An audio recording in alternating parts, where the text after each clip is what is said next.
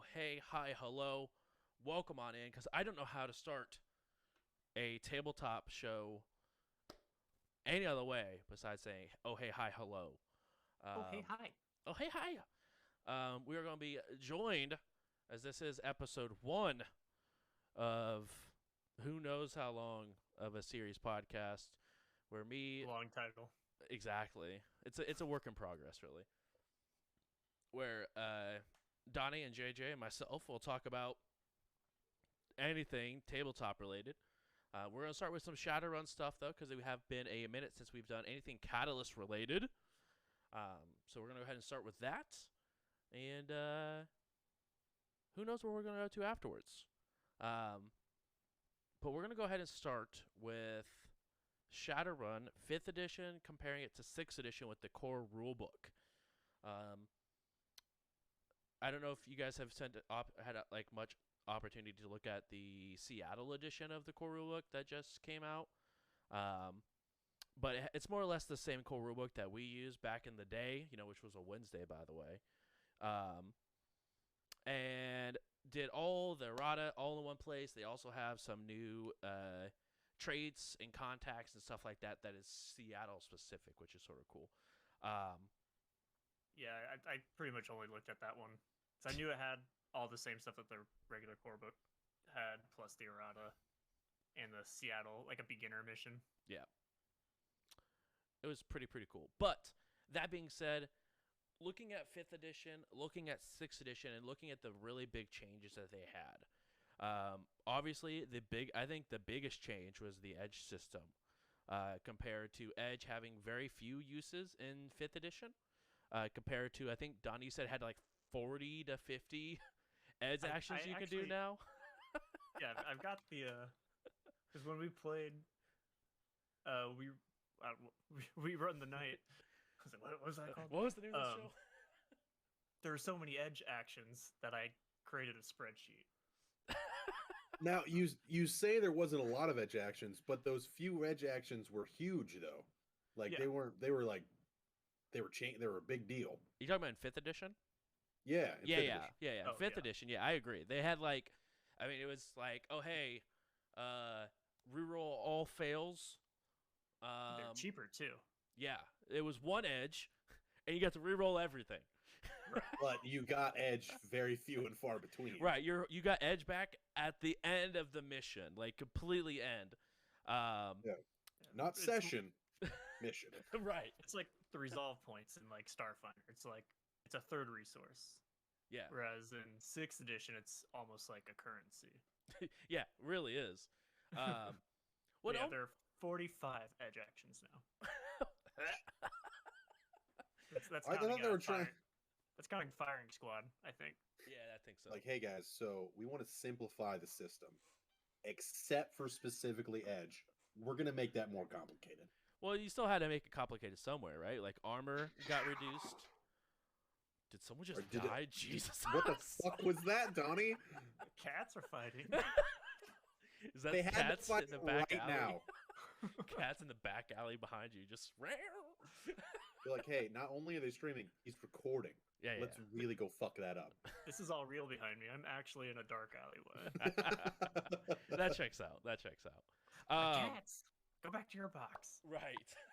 Um, but let's see. There was the reroll everything in 5th edition, and then you could. So there was only 2 actions you could do. Well, 3. You could burn edge to permanently lose it to save yourself from dying.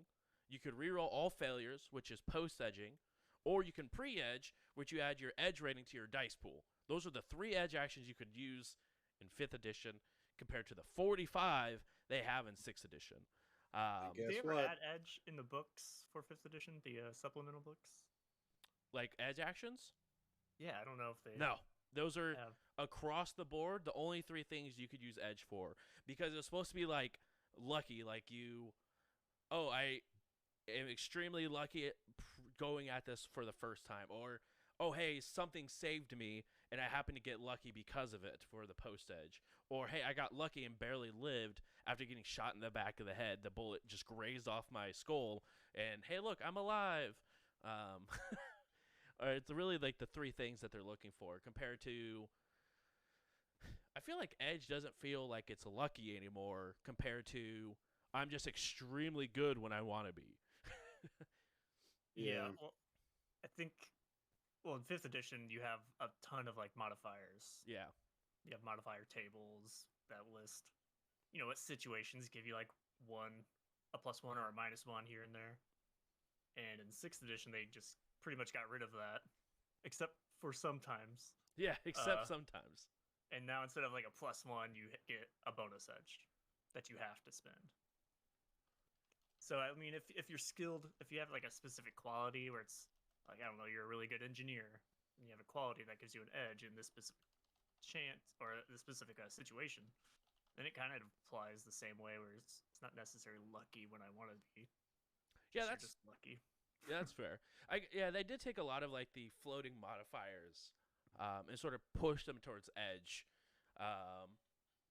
Like, oh hey, you gain 1 point of edge during this that you can use for re-rolling a single die or something like that. You still have the pre and the post edge still nonetheless, but it's like 4 edge now to do or something like that. I think it's 4 edge, maybe 5 edge to re-roll everything. But I know Use 4 to re-roll misses. Yeah, but I know like there's also like what is the one that you did, JJ? A ton. It was like 5 edge, and you got to use your full dice pool for every single target that you full autoed. That one was absolutely insanely broken. It wasn't like, oh, there's 4 people, so I'm gonna split my dice pool of 12, and each person gets 3 dice. It's like, oh no, everyone just gets 12 dice. Get wrecked. It's absolutely so broken. I don't. I don't know. I don't remember what it was called. I think I've gotten rid of them. 5. I'm looking through my spreadsheet now. I think that was 6th edition. Yeah, it was 6th edition. Yeah, for sure, 6th edition. There was a point in our last campaign where I realized that you can also use edge for your opponent. So there's one that's like re-roll a dice, and you can use it multiple times. I always use that to re-roll like a miss, so maybe I'll get a success. But you can also have your opponent re-roll a dice, and if you just have them re-roll a hit, that's in a lot of situations the same as me getting a hit. Yeah. I figured out what it was. It was 4 edge. It was called anticipation. When performing full attacks or multi attacks, roll your full dice pool towards every target. Absolutely insane. We are also very adamantly told by the community, most DMs ban it. Yeah. I think there's another edge action where it's a close combat test, and I can't find it, but if you hit, you do direct damage to their willpower or something. So if you have like a damage value of like 4, and that goes into their willpower, and that hits 0, then they go like unconscious. Yeah, and it was only like 4 edge or something like that. Yeah, it's actually insane. But yeah, so that was one of the bigger things that changed going from 5th to 6th edition. Armor no longer went to your soak rules. It went into except for sometimes. Except for sometimes, depending on if you had really, really expensive armor. That was usually like either very difficult to get and very expensive, or was like a quest item you got for running for a corp. Were like the real only 2 ways to really get that armor. But otherwise, it was a test between your attack power versus your defense rating, and then whoever had the highest got edge for that reason. What do you guys feel about the difference in armor being less soak and more of used between those 2 ratings? I definitely feel like Shadowrun is more like because you're not building to. If you're like a Street Sam, you're like building your gear, getting cool stuff, and now it just kind of feels like this one holds more crap. Doesn't actually defend anything. This it doesn't feel as effective when you're like picking your gear, which to me was like half the fun. Yeah, it's pretty much what you get, what you have out of character generation. You're going to be using probably for your entire campaign. Yeah, Not Um, fantastic. But what they also did was lower damage values. Yeah, that's So Yeah. 5th edition weapons do a lot more damage. So, but that also has an effect where now you have a light pistol doing maybe 1 less damage than a heavy pistol. It's like, why? It's a little bit less incentive to, I don't know, choose a unique weapon. All the damage Yeah. values are almost the same. I would agree with that.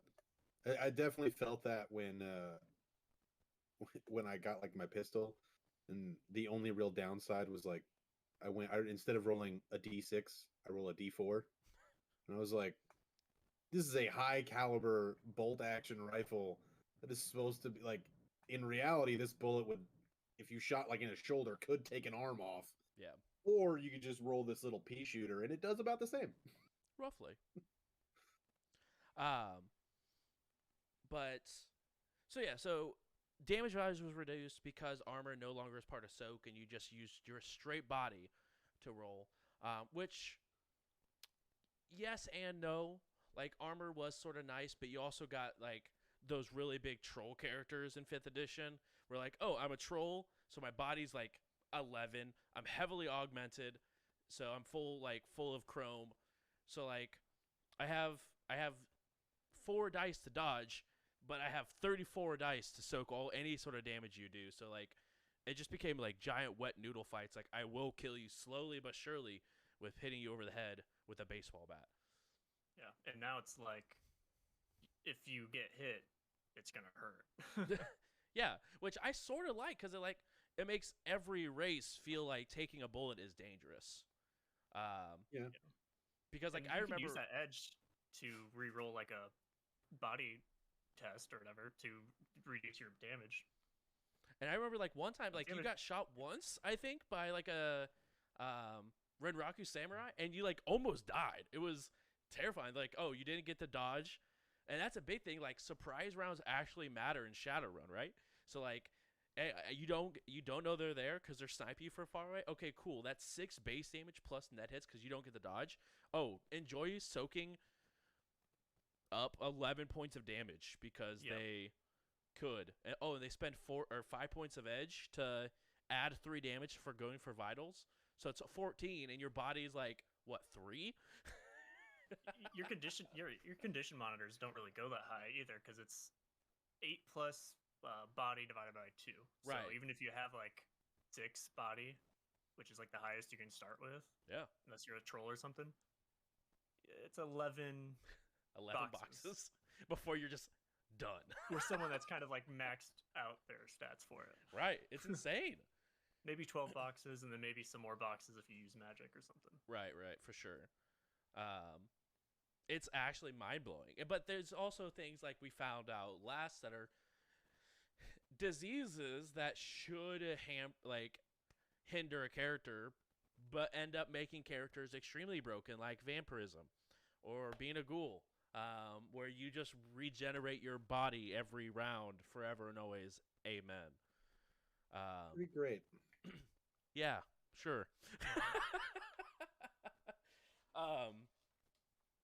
But stuff like that, and there's a lot of cool books that we'll be talking about going forward that changes how the world of Shadowrun sort of works when it comes to character advancement and stuff like that.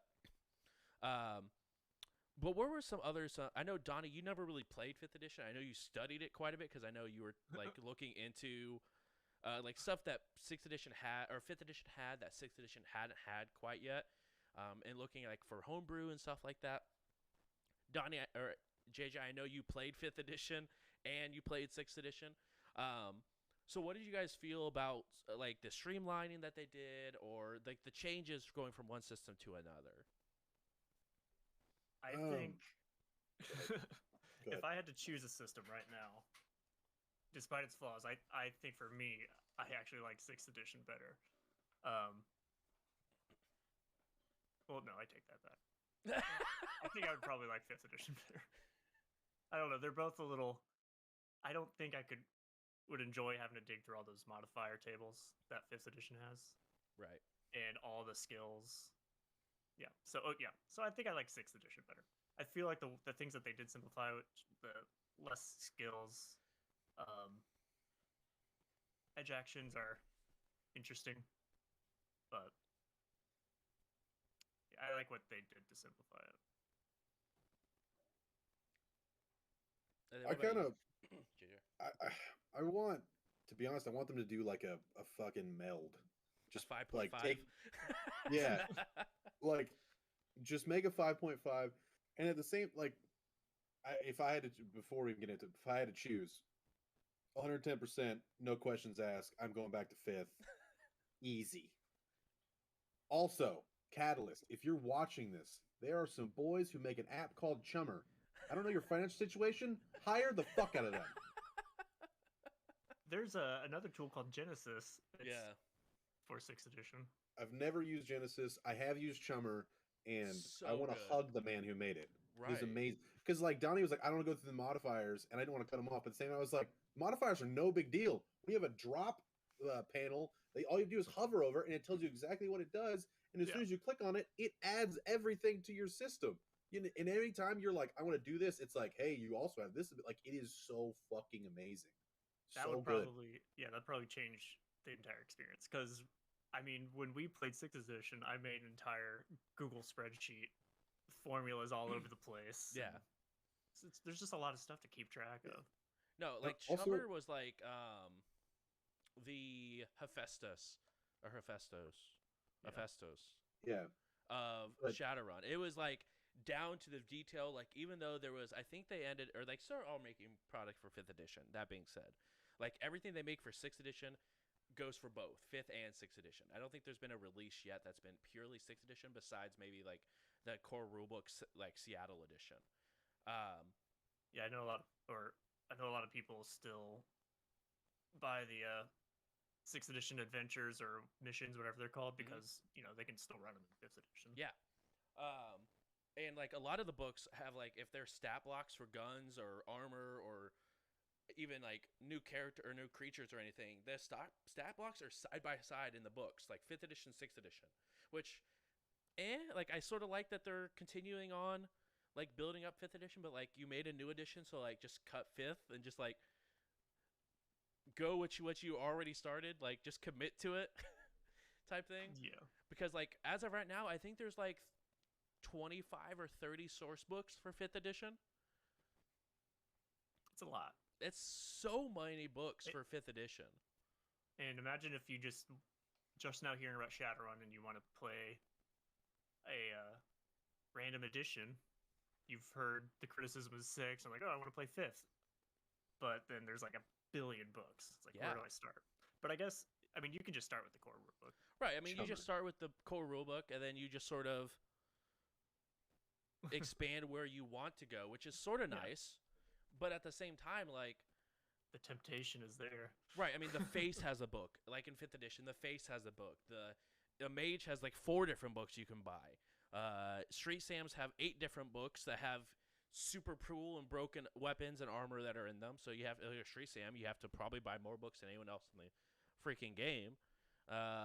Riggers have their own book. It's just absolutely insane, like the amount of books that you currently have to buy. And yeah, we're starting to get there with 6th edition. We have I think a Rigger book. We have Street Weird, which is the magic book. Firing Squad, which is more of like everyone / like, hey, look, Street Sams can now do martial arts. And then everything else has been sort of like erratas or extra changes or like adventures has been something they've been doing, which I really enjoy with like 30 nights and stuff like that. But like you said, if it's a new player, they don't need any of that. Right. Just buy the core rulebook, and your DM should be able to take the rest. Like, just core rulebook, make your character. Don't worry. It's like, oh, there's more guns and these. Fuck that shit. It's like a DLC. All right, just it's like DLC. Just use the shit in this book until you are familiar. Yeah. And you know you like it. And if you do, sure, go level up. Go get some more books. See, you don't need it. I'm the type of person when I buy a game and I just buy the base game and I start playing it, and every day when you open up that game, you get a notification like, check out this new DLC. It's like, I have to buy it. 'Cause I have to have the complete set. See, that's not that's not Shadowrun's fault. That's your fault. That's a personal problem. You're not completely wrong. But I know for me, like Shadowrun is probably my favorite tabletop role playing game that's currently out. Ever since like digging into it and like it being super crunchy, it's been an absolute like 10 out of 10 because I've started to realize I enjoy crunchier games more than I like looser rules. Yeah, like I typically don't enforce a lot of like the hardcore rules at tables because one, we are a show, so we have to keep things moving, but also there's only so much bookkeeping I can do, and yet alone expect my players to do. Well, I just expect Donnie to do it. Yeah, that's fair. Donnie's like, yeah. But that's why Donnie has to get all the DLC so that way he can learn for us. I got True. it. So you have that personal problem to help our problem.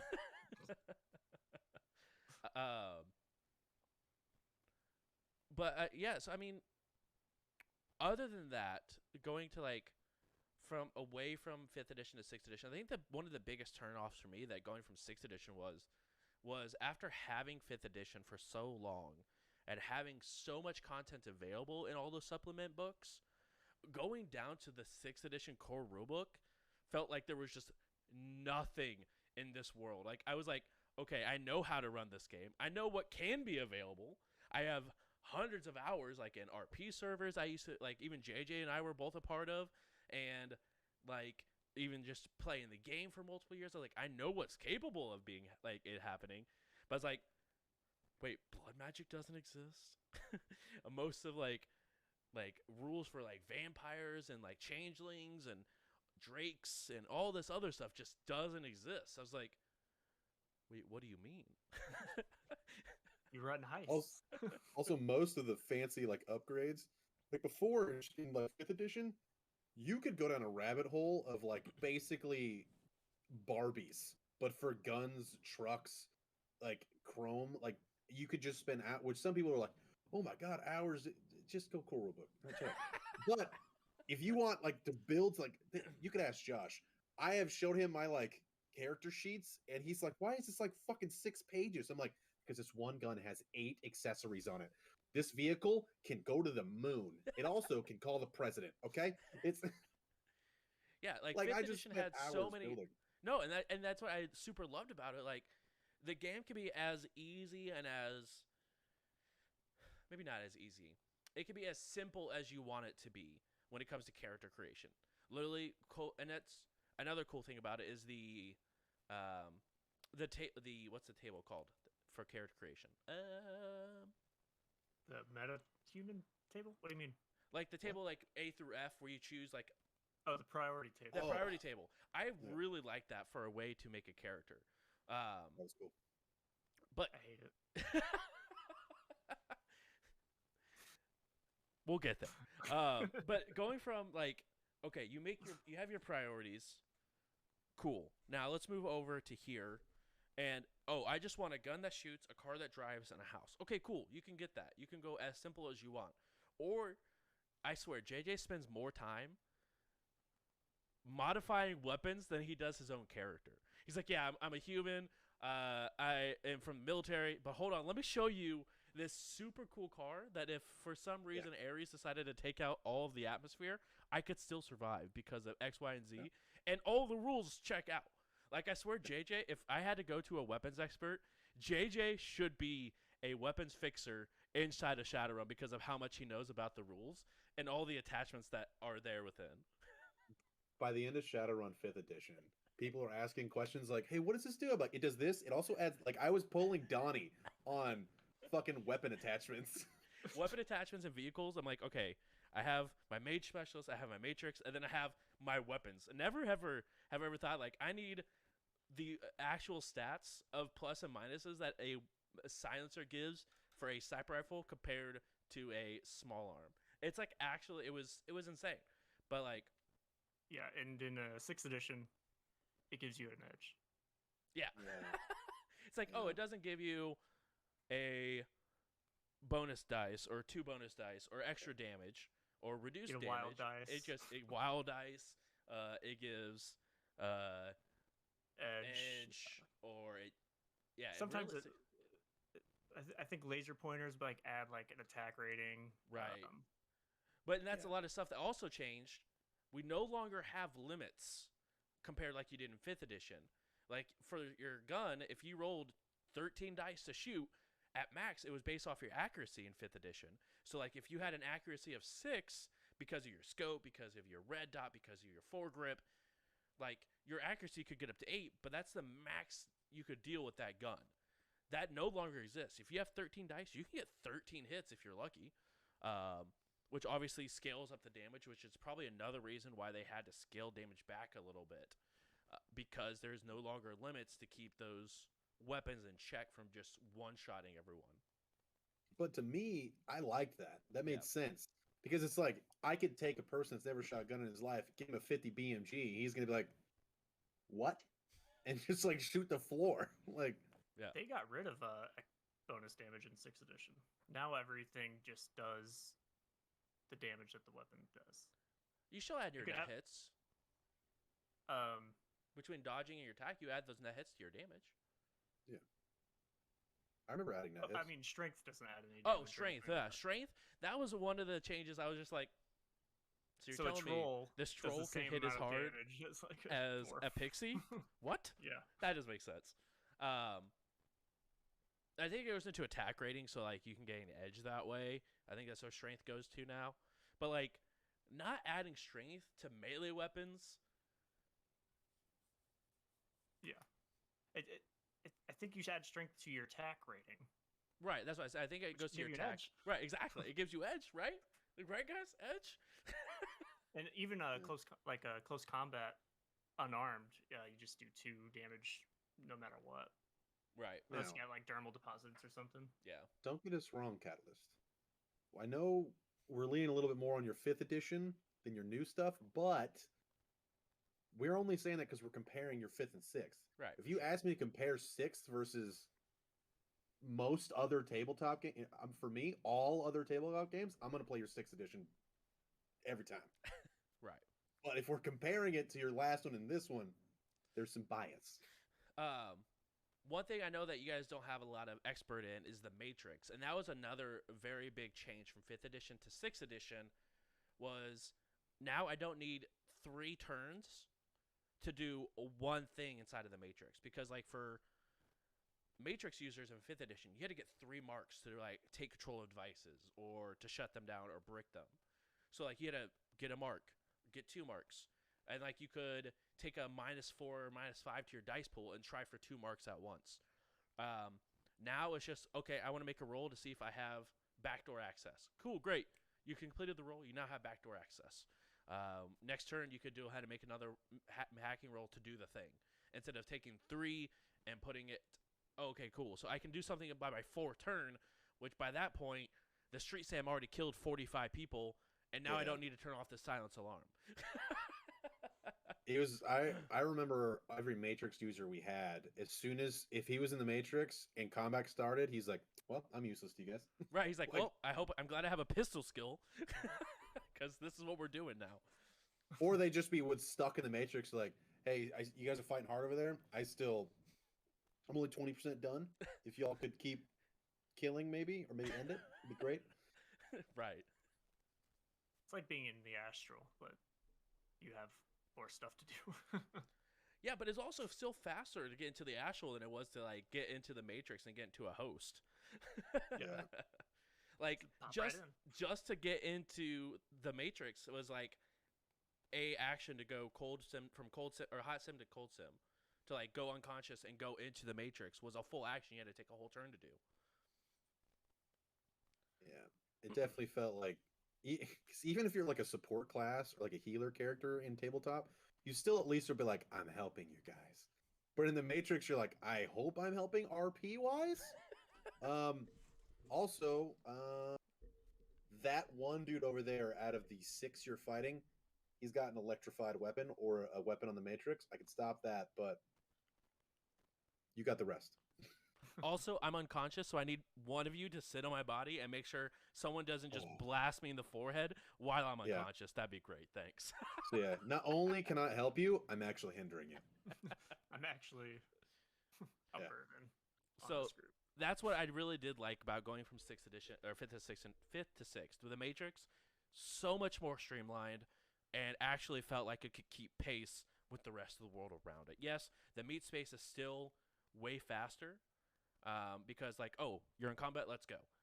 But that being said, the Matrix now feels like it's only a slight delay.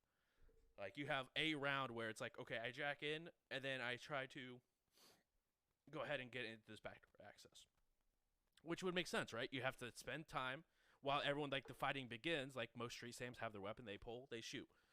But you have to take time, hop onto your cyber deck, and start doing the thing. And then you're like one turn behind everyone else, actively trying to turn stuff off, which I think is pretty cool. And it makes sense the way that it is, you know. That's why I want them to make a hybrid.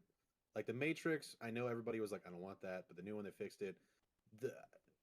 Every bit of your accessories, cars, all that stuff, just hard drop that into 6th edition. JJ's happy. Yeah. Like obviously I'm gonna pick 5th edition when we just talked about I love modifying your weapons, and now I'm like, I can get a red dot, a suppressor, and a bipod. What does it do? I maybe get some edge. Maybe being the key word, depending on their defense rating. Maybe. I spent like an hour today working on our character, my character coming up for our game, and I think I spent like an hour customizing glasses and like a long range microphone and stuff like that. You could just buy little mods and add everything. Are we playing 5th or 6th? We're playing 6th.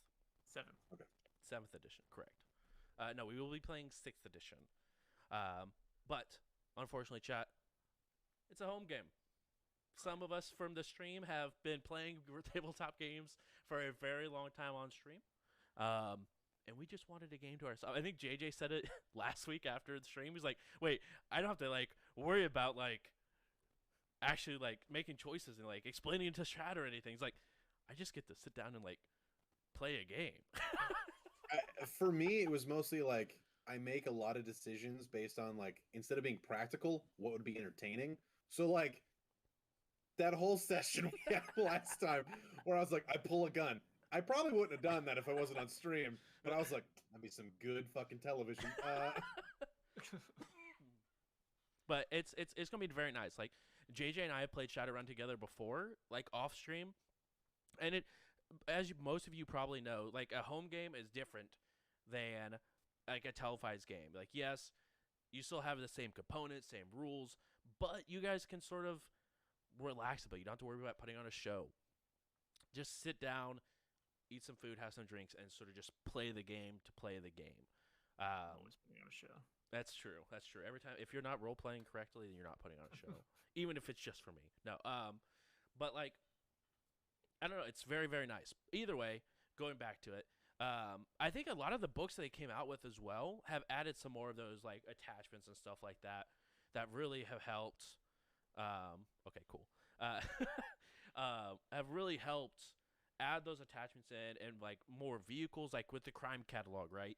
We had a whole ton of more vehicles, more like different, I don't know if specialized is the right word. There was a double clutch that came out. Double clutch as well, which was, the rigger book. Yeah, the rigger book that put a bunch of different drones in, even put out a ton of new vehicles, airplanes, subs, boats, all sorts of stuff. And it just has a lot of really good opportunities, I think. I think it's just once you get to like the edge system, because I know that was something that we sort of didn't really get good at, is keeping track of, oh, I should be gaining edge here, or hey, what's their attack and defense rating? Like we played, I think, most of season 2 without asking once. Is like, oh, I should be gaining edge for this. It's just like I hardly ever used edge except for rerolling specific dice every now and then. Right, but that's because you were like a summoner spellcaster who really didn't. I was like, oh, I'm about buffing people, so like I never really get a chance to gain edge. So like when I use it, it's like I better use it real. Yeah. I like. you said there was 45 edge actions. Yeah. I think Something like that. in the whole season I used maybe 4, Yeah. like But- different ones. I think that's sort of good though, because it's sort of special. Like, yes, there's 45 overall, but one character probably won't use all 45 edge actions. I mean, it was like maybe 10 until Firing Squad came out. Then Yeah. that's when they threw a bunch of them out there. And yeah, they're pretty specialized. So there's like, I don't know if you're a bladed weapon user. You know, there's a nice subset specifically for you. Don't That remember makes it a what little they bit were, easier. but there is a few of those edge actions that when I read, I was like, "Who's ever going to use this?" There's one Like that- character not somewhere out edge. there that's like, Like- this action. Why? Who uses this? Yeah, Yeah. Pretty circumstantial. like, Which there's I'm definitely for. certain times. Yeah, there was definitely certain times where it was like, I don't know what this needs, but there's going to be a specific moment in someone's life, one guy that might find this handy. It's like- I don't see it though. No, There's- and then when that happens, you're gonna forget that there's an edge action for I know. Yeah. Unless you build a character off finding that edge action. Like, dude, this edge action's so cool. I would have built a character completely around it. I did it. Right. I did it. That's his whole character art. But you're basically just taking all of your things you didn't want to memorize from 5e of like, oh, all the bonus actions and the properties, whatever. But then you're just taking that and putting it in edge, and it's circumstantial. And sometimes, at least in 5th edition, when you added it all up, he was done. You were like, all right, I've added it together. I figured it out. You can just put it on your sheet, and you're like, that's what it's going to be until I change something. But unless I physically make a change, it will always be that. Yes and no, right? Because like you could have a decker go ahead and attack certain devices on your gun, and now you lose. Oh, you lose a +1, or you lose a +2. So it's like, yes, there's some like either way Yeah. you look at it, there's gonna be stat checking more or less. It depends on just how you want to do it. I don't know. I really liked the new edge actions because yes, the other way was simplified. You got to use like they were cheaper, especially with 6th edition having some difficulty, like some characters in 6th edition gaining edge. But I like when something is very niche to a character. So like, yeah, like I have 6 edge actions that I'll probably ever use as this character, and I feel like that's okay, right? Like everyone can go ahead and use the rerolls. Everyone can go ahead and use the post. And then if you have like 3 or 4 that are actually meant for your character, I think that's a healthy amount. Where yeah, you have to keep track of some things, but it's still less than you'd have to keep track of a +1 here, a +2 here. Oh, I actually have lower ground in this person, so and it's raining, so I actually have a -4 modifier. Be like, oh hey, you don't gain edge from this encounter type thing, which I think is a lot easier, especially as a GM, especially going to new people for Shadowrun and also running a show. Where it's like, oh hey, JJ, you have the high ground on this person, and it's nighttime. You have a thermal scope. Guess what? You get 2 points of edge because you have the high ground and because you have a way to see them in the dark. So much easier than be like, oh well, because of this table on page 473 that refers to page 206, JJ, you get a +5 from this exact situation. But then it also leaves it on the GM to where if you have other things on your mind, and I'm like, hey, you want to give me my edge? And like, you're like, what? What? Oh, edge, yes. Go I'm ahead, worried take about this. Yeah, whatever. it. Like you're already doing a shit ton of stuff, like more than us. So it just leaves it on us. Like, hey, if you want that edge or that bonus, you better be fucking focusing on it. Now it's like, bros, give me my edge. Which I sort of like though, right? Because like, yes, I'm focusing on other stuff, and it makes you guys have to focus on when edge would come into like. But that makes you focus on the encounter and like what's happening in the game more often, right? Like as players, or is like the edge not worth it to you guys to be that like not saying like, oh, is it worth it to be that invested into what's going on in front of you? But like it also gives you guys a thing of like thinking about the situation and how to gain edge or how to gain the advantage in a fight compared to just being on a stats on a sheet. Do you guys think it makes you more creative in that way? It does and it doesn't. Because for me, I want to get creative by like, okay, in this situation, realistically, this would be great. Going up on this hill, get the higher thermal ground, like awesome. Real life tactics make sense. And then I'm like, he's a bullet sponge. I'm gonna hit him with this 50 AE, and he's gonna be like, "Ow, have more bullets." So then it's like, yes, but no, go fuck yourself. Like, I never really used that that much, and I didn't really have a lot of opportunities to try to get more edge, like you said. Right. But yeah, I could see that being a driver of like kind of metagaming in a way. Also, you're not really doing what your character would do. You're metagaming to try to get edge. I do wish we got edge easier. Like, I wouldn't even be upset if it was like things were a little bit more expensive, but you got edge like all the time. Well, I feel like Mason and Konami last season, every round you were getting the max edge you could get. Because like That was your attack rating was better than their defense, great, you get a edge point. And then if you for some reason had any other either attachment or like high ground situation or have a sniper versus an unknown target, that's a point of edge, right? So like I felt like you guys were consistently able to get the edge where Donnie's like, you remember that one time where I cast mana bolts in like season 3 episode 4 and got like 2 points of edge that one time? Comparatively, I think like a supportive spellcaster has such a, especially one that like focuses on spirits like Karma did, has such a hard time unless you're a face, because like a face can also get edge in like in a conversation aspect. Yeah, there's a whole like social edge table. Yeah. So like You know this guy a little bit, you get a piece of edge for it.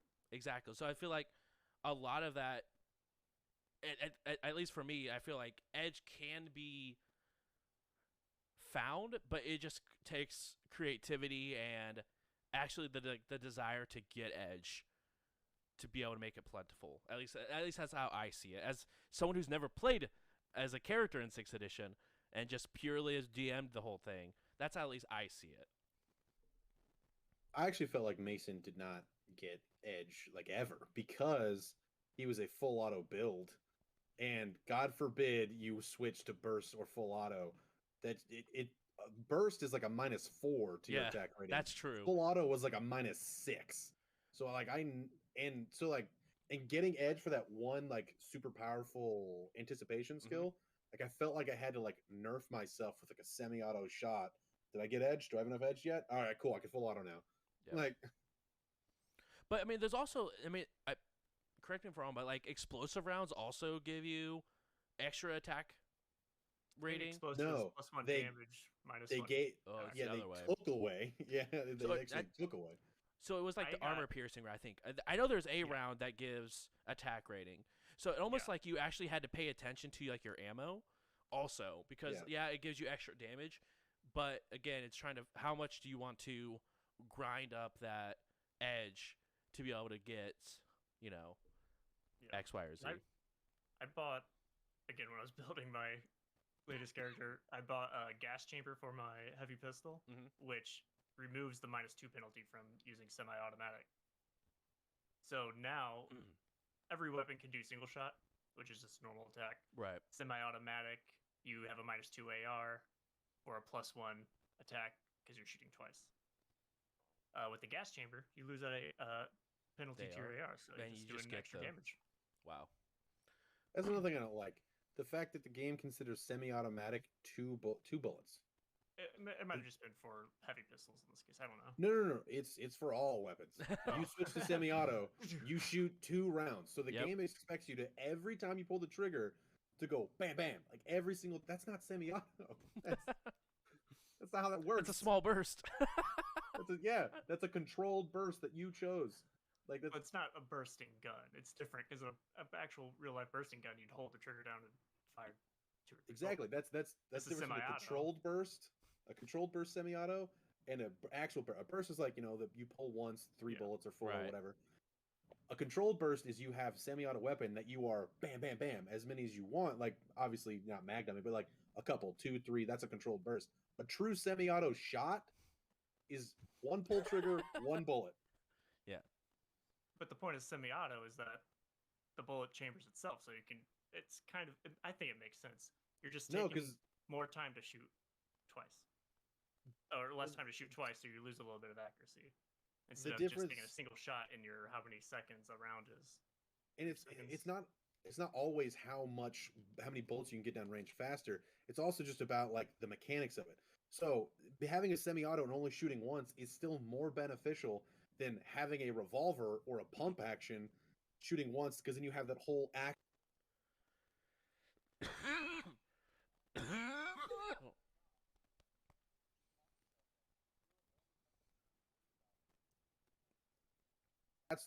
That's why having it that way is better. The 2 burst, Does it work the same in both editions? No. Fire, semi-automatic. In 5th edition, it is a single shot. Yeah, you have single burst is always 3, and then full auto I think was 5 bullets. So I think it was 10. So is there a semi-auto? No, there's or do they just have single shot? In 5th edition, it was semi-auto for 1, burst was 3, full auto was either 5 or 10. I don't remember. And then you had it was bolt action and then like analog. So analog, I think it was called analog. It was not called something else.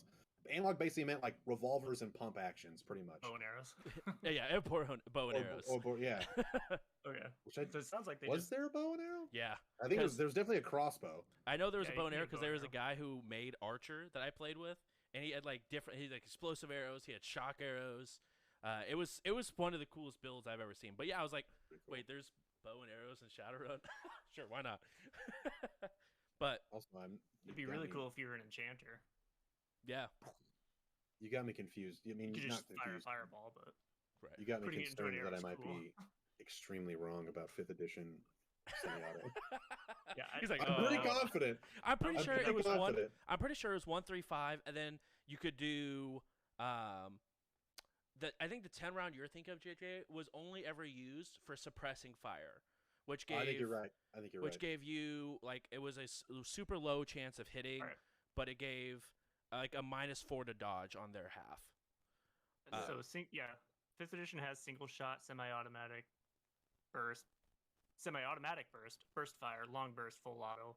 So 5th edition has like twice as many. Yeah, it has like 5 or 6 different firing, which it made sense. But they all gave different dice pool modifiers, which they were trying to get rid of those modifiers in general. So like, okay, cool, we have 3 different fire modes. This is what they do. I like those modifiers. I'm sorry, I don't know what to tell you. But yeah, so it has obviously the pros and cons of 5th and 6th edition. Magic pretty much works relatively the same. Now you can, in 6th edition, amp up or extend the range, so that we get either more damage or be able to hit more things in an AoE, which is sort of cool. I don't think anything like that sort of existed in 5th edition. Donnie can correct me if I'm wrong, because I know he also looked at Magic stuff. But I don't think there was... was there amp up and AoE increase on 5th edition? Oh, on 5th edition. That's a good question. I'm pretty sure there was. Because in 6th edition, it increases the drain value, right? But what is it in 5th edition? I did all my studying on non-magic because I was like, I know all the magic. That's fair. I know everything magic. That was actually one thing I like about Shadowrun compared to the rest. It's not like, oh, you have this many slots, you can only do this many a day. It's like, you can cast whatever you want, but at your own risk. Yeah. And that's why I wanted to play a spellcaster in Shadowrun, because I've always hated spell slots. Because I'm the type of person, like, if you have a limited use of something, I'm just never going to use it. Right. I am the same way. So with drain value, it was perfect. It's like, I'll just hold my punches sometimes. Fine. Right. It's like, I just won't cast this at max. Yeah. I just won't cast this at, like, force 5. I will just... Yeah. And I think they did... Actually, you know what? They did have a change in Magic because your net hits couldn't go over the force of the spell in 5th edition. That was the limiting thing, like accuracy. Is like, you could only get X amount of hits, but if you went too high in force, then it started doing physical. But like, if you wanted to deal damage, you almost always had to deal damage to yourself. Yeah. But now it's just like, I just cast Fireball at force 5. Cool. That's what it's like, helps figure out what you need to. Or no, I don't think you cast it at forces anymore. Do you? You got it backwards. In addition, you cast at the force, and that determines your drain. And that's basically what amp up was in 6th edition. That's right. the amp up, or 6th edition also added increasing range. Yeah. But I think range and area, I think all that was also affected by force in 5th edition. Yeah, I think so. I think the higher the force you cast, the more damage you did, and as well as bigger the spell. Yeah, so in 6th edition, they split that up. Yeah. I did like nice. Gives you a little more control. Yeah, and I also do like how they eventually changed it, where it has. I think now they had put in errata where you could only amp up X amount of times now, instead of amping it up to infinity, and just like, oh, I will blow up the earth by casting amp up 1,000 times. I don't care if I die. The world goes with me. I think they did do that. I think if you die from the spell, it just doesn't work. I think so. that's how they fixed it. Well, I also think like there's just an X amount of times you can amp up. I think like you can only amp up like I think 3 or 4 times before it's like it's a hard cap. Like you can't cast beyond this. I don't think there was. Really? But if your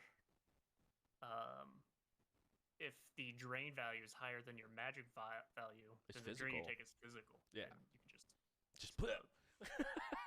Which I just want that to happen. But I mean, yeah, me and JJ, the first season of We Run the Night was 5th edition, and then second and third season was 6th edition. So we have quite a bit of time, either on the show as well as in person over Shadowrun. I'm excited to get a little bit more time. We haven't played Shadowrun in almost 8 months. I'm excited to get back in the wheel. No, I know. I was looking at I think it was episode 3 of We Run the Stars, and it was like 8 months ago this aired. I was like, what? And then like a year ago, it was like on Facebook. It was like a year ago today. You released the video, like the video that had like a breakdown of every character that we did for when we got signed with Catalyst. But yeah, I think there's a lot of really good things that 6th edition did. I think it has still some things that it could prove on, but I think it was a lot of, for like going simplistic, it was a very good way in the right direction. I'm still excited for the options that 5th edition had, because that's one thing I really enjoyed. In 6th edition, like when it first came out, it felt like all Street Sams were sort of the same. You could have a couple of different builds. You either had a melee Street Sam or you had a range Street Sam. But in 5th edition, you could have like sniper specialists, because now instead of the sniper skill, you have the long arm skill, and then you could specialize into snipers if you want to now. Yeah. Which specialization only gives you a +2 or 3 if you become an expertise. Yeah, exactly. So, and that's another thing that changed. Really, is the skills. Like the skills were cut in like half. So that's a huge change. We don't have 1,800 qualities that 5th edition had because of the 25 source books that were out. We had literally, I think, like 15 good and 15 negative qualities that release, which sort of was like, oh, I'm a mage, so I have to take these 2 because these are the only 2 that really make sense for a character arc. The qualities also are like your character foundation also. Yeah. So having as many of those as possible is really good for customization. But you also don't have to take any. If you're like me, Josh was like, you have 16,000 options, and I was like, how about none? All right. You have no qualities. You have no qualities. You should take the blandness quality. It's a quality called blandness or something like that. Hey, my character had RP. I made it. I gave him qualities. Yikes. He'll earn his qualities. Right, that's fair. That's fair. But yeah, it was, I think, like I said, they're starting to get some more books out, which are adding new qualities, adding new story. And I'm really enjoying sort of where they're going at story-wise compared to 5th edition going to 6th edition. We have a new corporate, like one new person in the top 10, or in the Big 10. Mom and pop. Exactly. Mom and pop shop is now came up and like, hey, we want to play with the big dogs now. So that is Do cool. they have their own dragon? I don't think they have a dragon. They're not cool like Seder Grub. Ugh. They'll find one. Probably. So we had a new player in the Big 10. We have outages that are going on throughout the world for some reason. Again? Well, no, let's just talk again. We're back at the beginning. Think we're back at the beginning. So we have outages going across the world: Toronto, Hong Kong, Seattle. A lot of people die. Spoiler alert. But it's heading in a very good direction story-wise. I do like the thing I do like about Shadowrun, for as a sort of like our last topic piece, that a lot of other games don't do, is absolute like chronicle events that happen in Shadowrun, right? Like these Big 10 corporations, if you're playing Shadowrun, they exist. There's no ifs, ands, or buts about it. They exist in this reality. Seattle has upper, it has lower, and there is a big difference between the two.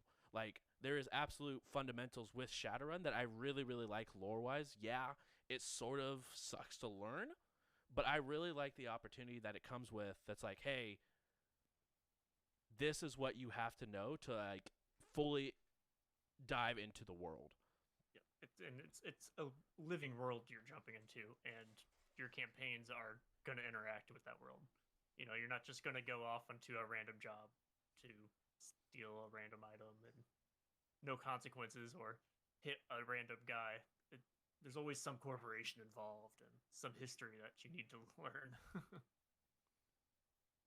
Or at least your DM needs to learn. Right. You just go with the punches. But yeah, I really like that because, like, yes, like right now with Starfinder, you guys could be on one planet 1 minute, take a warp drive, and next episode, hey, guess what? We're in a completely different universe. No one knows we're here. Exactly. And yeah, like there's like hideouts and stuff like that you could do with Shadowrun, but like overall, you stay in one place long enough, people in the Shadow Network are gonna know who you are. And then if people start knowing who you are then, and especially with like the heat and the other system that we were real bad at using for the longest time. Reputation, thank you. With those systems being put in, everyone who is a public, like in the public, can eventually know who you are if you are a horrible enough person. Which I it's really such a claustrophobic world too. It really is. Character, you know, you're in this overpopulated dystopian nightmare. It's a great time. Right, I mean it's good. It's good. As players, like, how do you guys feel about, like, it's not just the world that I create, right? So like you guys is like when you guys have backstories and like for the Vesk and the Veskarium, yes, some of it's already written and like yeah, they conquered over all these other planets, but like a lot of those planets aren't even fully filled out yet, right? So like anything could sort of happen in those. So it's still way more open in Starfinder than it is, say, in Shadowrun, right? Like we have actual dates like, hey, you know, I think it was like last year of 2020 at some point, Goblinization actually happened. We have that exact date because it's down to that much of an exact science. Yeah. Like, how do you guys feel about Honda that? Truck or something like that in the game. Right. I don't know. I think your mileage may vary. I mean, with Starfinder, it's just kind of have freedom to do what you want, and you know, you can always homebrew the same thing, ignore parts of the lore for Shadowrun. So if you're the type of, or I guess it really goes down to the GM. If you're the type of GM that likes to build their own world, I don't know, maybe Starfinder, something like that, where they have infinite possibilities. Or with a character building, it's I think it's sometimes when you build a character, you run into like, I'm the hero, like hero complex. You're not really the hero. You're level 1, and you're a group of 6. So, with Starfinder, being able to build your own lore for your whatever random race you are, might contribute to like your own personal hero complex. Or Starfinder or Shadowrun, you know you're the little guy. That's why you're a Shadowrunner. It's kind of hard to build like, optimistic characters. That's very true. That's probably why they don't have a traditional like alignment system either, because Yeah. you can't really be lawful in Shadowrun. See, I love the way the lore works and kind of like it kind of funnels you into the lore a little bit, but the way I look, it's like look at an open world, like Breath of the Wild video game, right? Sure, it's a great game, but if you really start to look, it's kind of empty, like few and far between. It feels like it's not really filled, other than like a Resident Evil game, to where it's like you are in this area, it's all flushed out, it's all pretty and nice, everything is polished and great. Like story wise, Right. I think it's better in my opinion. I would rather have the focused, cool storyline instead of like a what are you gonna do? And everyone's just kind of like, I don't know, what do you want to do? In Shadowrun, you're like, what are you gonna do? Survive, motherfucker. I gotta take this Nope. job. We have We're to not go. just floating in space. Just Right. like, now what? We have Yeah. an HRT 2 blocks away. We gotta go. This stuffer shack is gonna blow up. I wrote in my character sheet that I live in this apartment and he's gonna collect my bills here in a couple sessions. Just I wait, forgot about the rent system. The character I'm building is a sinner, by the way. Looking forward to that. Ooh, What? a sinner. So they have a I have a sin. legal sin. They have a legal sin. I actually didn't know that term because I've never had a sin. I was confused because there's also a section about licenses because Yeah. you need a lot of licenses. If anything you buy has an L or an Jesus. I next to it, you need a license for it. And they're expensive as fuck. Yeah, they Yeah. are. But you can only buy fake licenses. Like, what? I want a real license. I have a real sin. Why can't I buy a real license? I feel like Well, for It'd like, be cheaper, right? well, yes, but you're also being tracked by the government. So yeah. So I'm not As- breaking the as- law. As soon as you like I meet you, like, hey, how you doing? What's up? You're like, and I'll be like, wait, do you have a sin? And she'll be like, yeah. I'm like, I gotta go. I So, left the kettle time on. to leave. So I just bought a fake sin so then I can have fake licenses applied to that fake sin. It's fine. Yeah. I have a fake sin to cover my real sin. I mean, that's That's actually not a bad idea. no. I mean, that's what a lot of people like who are sinners do. They go ahead and buy fake sins and use that whenever they go and like do runs and stuff like that, and they leave their real sin in a safe in their home, and they just leave it there and they don't bring it. And like, okay, cool. When I'm out, I'm no longer Joe Smo. I am X, Y, or Z. Here's my sin, and it's a fake sin. Yeah. I think In that's 5th a good edition, idea. there's rules on how to erase your sin, but I haven't really looked at them, but I think it's like really expensive and Very That's expensive. Like last I if you checked, like have- erasing your sin was like anywhere, but depending on like where, like what your sin was for, it was like 50 to 100K new yen to like erase your sin out of every government database. It's extremely expensive and extremely difficult to do. Yeah, you pretty much had to know somebody like in the government. Yeah, you had to have a really and like a lot of or just be GMs, born from another sinless person. right? A lot of GMs would be like, "Hey, you have to have a contact with a loyalty of like 12 maxed out because no one else is going to risk their either possible life for messing with that kind of information, especially if it's a corporate sin." Like, hey, if you don't have this level of, and like probably realistically would still do that, right? Like, just make sure you have either someone with really high connection that knows someone who can do it, or really high loyalty who won't sell you out for trying to do it. Could I just buy off the quality? What's of Sinner? Yeah, mean- I've got a sinner. You could still like buy off like the negative quality, but you would still have a sin. No, rules is written. I'm not a sinner anymore. I don't have the sin. I mean, you still have a sin. You just don't follow by their rules anymore. This is a home game, all right? If he wants to homebrew until you fucking know, who's gonna tell him? The chat ain't. I don't Chat have a ain't gonna sin. be- No, you still have one legally. You burned it. No. I don't care. It's in the database. But yeah, that is the big changes from 5th to 6th edition. Is there anything else you guys want to sort of wrap up with on for differences between 5th and 6th edition? We have armor, we have weapons, attachments, customization, depth. Advancement's pretty similar. Advancement is pretty similar between the two. Get karma, Spend karma. spend karma. Think about the same values too. It's like Mhm. 5. 5 per. I really just want them to revamp the customization of like weapons and vehicles. Yeah. Like, because now it's like I collect the money, but it's like cool. I either just buy a better gun. But there's not really any benefit to like upgrading this. It's just kind of like I feel like it's Borderlands. Where it's like, and I'm done with this. Yeah. Not too many things are an upgrade, also. So it's like it's easy to run into a character development pit. Yeah, a rut. Yeah, because like yeah. I like if you don't use your, I mean, especially for street Sams, like, okay, cool, I want to go ahead and I have 450,000 Nuyen that I put priority A in my Nuyen, okay? So I have all the cyberware I could dream of without becoming a cyber zombie. I have the best gun, and I have one of the best vehicles that I want to drive, and I have a couple months rent saved up. I'm sort of set and don't need money ever again. Just need to give to the poor and farm that karma. Right, and at that point, like, okay, it's cool. So I spend like I have to farm up 50 karma. Okay, cool. I'm now one better. Not to mention if you're Not to mention if you're sticking to the in-game lore thing, it takes months to upgrade. Oh, for downtime.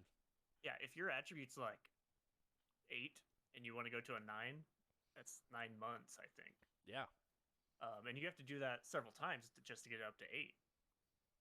And so, especially if you're a spellcaster, one attribute. Getting your magic up is like 12 months just to get your magic up.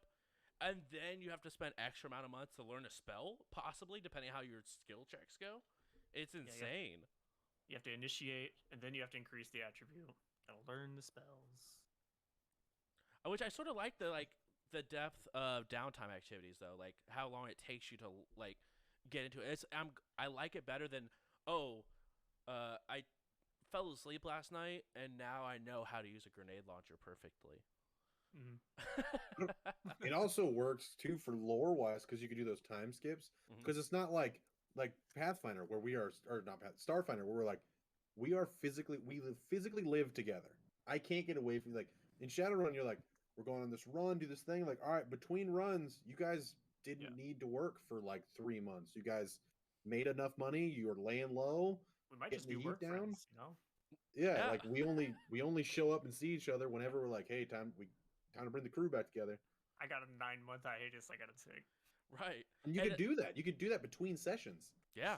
And a lot of times, like, you guys aren't even the ones, like, We Run the Night is a little different because you guys ran on enough runs where you guys felt like a close-knit family. You guys became wanted as a group, so you guys moved as a group.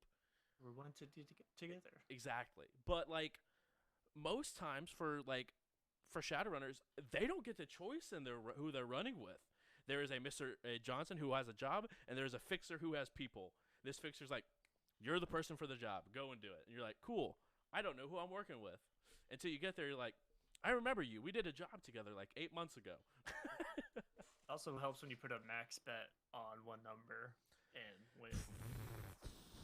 I don't want to talk about that. That was, as soon as that happened, I was like, there's like a 1 in 64 chance that actually works. And then it worked. I'm like, you should have all balanced in the economy. My players literally took that money and bought a nuke. You should have just stopped the winning. You're like, oh, someone's robbing the casino. Everybody get down. Well, you guys had enough issues of trying to plan an assassination on a corporate hideaway. And you gave it to the mage. I was like, I don't even need any of this money. Karma's like, what do I do with this? I retire forever now. Yeah. You literally gave us enough money that half the crew was like, why are we even still doing this? Why are we running? Yeah. It would be interesting. Going back to the time lapses, you know how every game with their races, they have the average lifespan of the races. I think Shadowrun might be the only game where that's relevant because you might actually be playing that long in the game where I need to retire because I'm old. I'm old. I gotta take a nap. In fact, I kind of like it. Yeah. Yeah. Call of Cthulhu, you have penalties based on your age. Yeah. They should incorporate something like that into Shadowrun. Yeah, I would think it wouldn't be a horrible idea. But that's gonna be us for us tonight. That is an hour of talking the differences between 5th and 6th edition.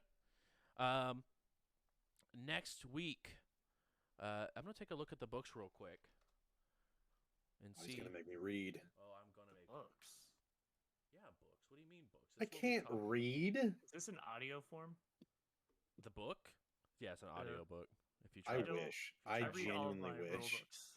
All my rule books are on Audible. Yeah, I mean, there's What- apps that can scan PDFs. You joke. I did that for a Shadowrun book. I got the PDF version of it, like an actual like literature book, not like a player book, but you could like they have PDF scanners that will PDF, and it's like it's computerized voice. It doesn't sound good by any means, but you can absolutely listen to rule books if you just get a PDF scanner. Yeah, it's great to reference paid rules, and then you go back and listen. It's like, all right, get to the point. Get to the point. I know this. I know it's this. a I know +5. this. Oh, it's a +5. Cool. Yeah. Or they get to the point where it's just like reading the chart, and you're like, oh no. I'm gonna fast forward. This -1. This minus 0. 2. Yeah.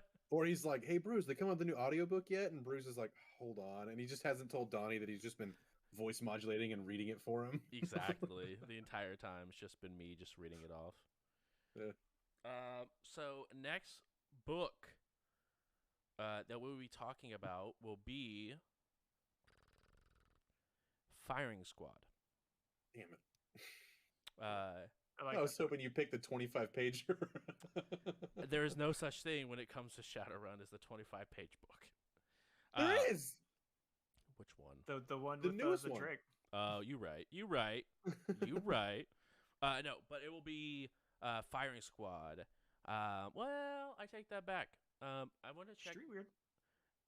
It's a good book. Came out after. Hello. We're going in order. Yeah, in order. Hello. We start at the beginning with 5th edition going into 6th. I thought we were just going in the order of the books I like. Oh, my bad. All right, guys, to stay with the chronological order. Next week, we're playing 5th edition. Exactly. We're going backwards. Go ahead and go with.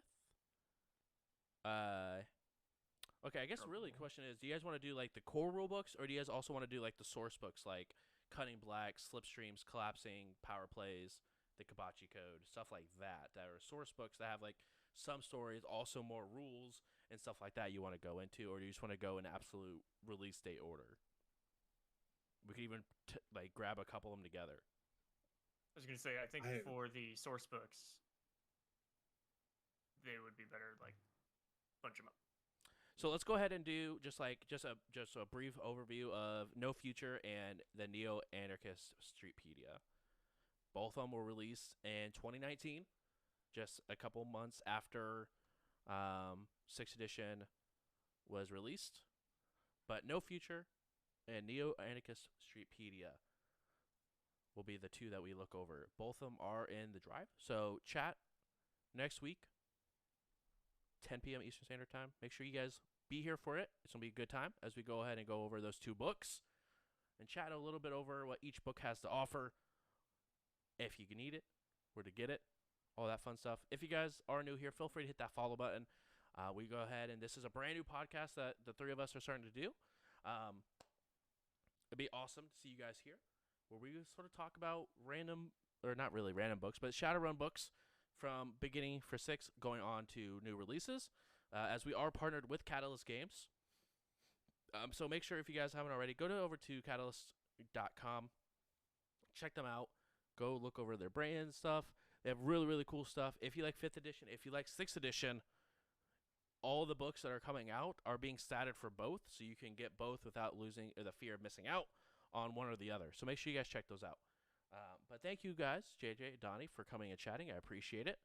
And I hope that we get to have some super awesome conversations. Stay warm. Don't get snowed in. Or do, for all I care. Lost I know. power a little bit today. My power began to flicker midstream, and I was like, not like this. Yeah. It was out for like a full minute. I was like, there goes There goes the stream. neighborhood. It's like 6 hours ago. Right. But chat, thank you. We are going to go ahead and take a little bit of break. I'm going to get a chance to stand up, get a drink. Oh, that was the end of the video? It will be the end of the video, yes. Well, is the Being the video audio. ending when you're talking to chat, or did it already end? I mean, it will be over. I'll go ahead and crop it by now. Okay. Well, look forward to season 2 where we talk about Twilight. Season 2. What? Hold on. With This is- podcast. this is- I can't right now. We're done with Shadowrun. Vampires. But Well, not that's the cool ones. Oh, okay. So not Shadowrun because we have vampires No. there too. Will sparkle. Nice. Thank you guys. Again, we'll be right back. If you haven't already, make sure you guys check out the Raid Shadow Legends link down below. Every 5 people that we get that complete the tutorial, stream gets $75. So help us out if you can. Complete the tutorial. It takes like 10 minutes. Super easy to do. There's an autoplay feature. You don't even have to do anything. Help us out. Goes a very long way. This is our first partnered monetized support. So go ahead and help us out if you can. Otherwise, I'll see you guys in a little bit when I get back. Have a good night, guys.